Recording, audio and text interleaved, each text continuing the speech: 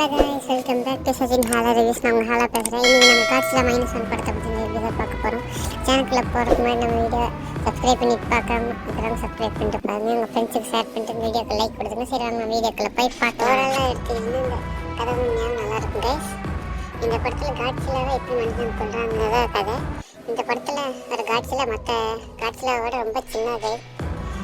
ஒரு 50 feet தான் இருக்குன்னு நினைக்கிறேன். கரெக்டாக சைஸ் எல்லாம் தெரியல. நீங்கள் வேணா கூகுள் செக் பண்ணி பாருங்கள். இந்த படத்தில் காட்சியில் ஒரு வில்லன் மேலே புஷ் பண்ணிட்டு போயிருப்பாங்க.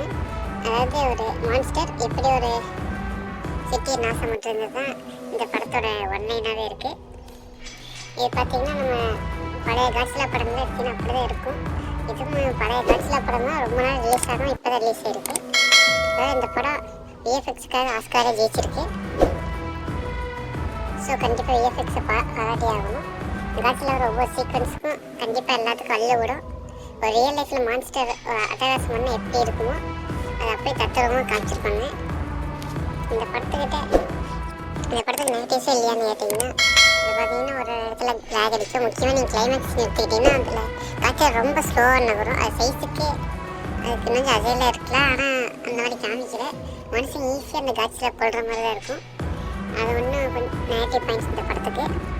மற்றபடி ஓரளவு பார்த்தீங்கன்னா இந்த படம் காட்சியில் வர ஒவ்வொரு சீக்வன்ஸுக்குமே மிரட்டி விட்டு போயிருக்கிற காட்சியில். முக்கியமாக இந்த அட்டாமிக் டெத்து கரெக்டாக ஒரு வேல்யூ கொடுத்துருக்குறாங்க. அட்டாமிக் வரப்போகுதுன்னா என்ன ஆக போதோன்னு ஒரு பயம் இருக்கும் உங்களுக்கு.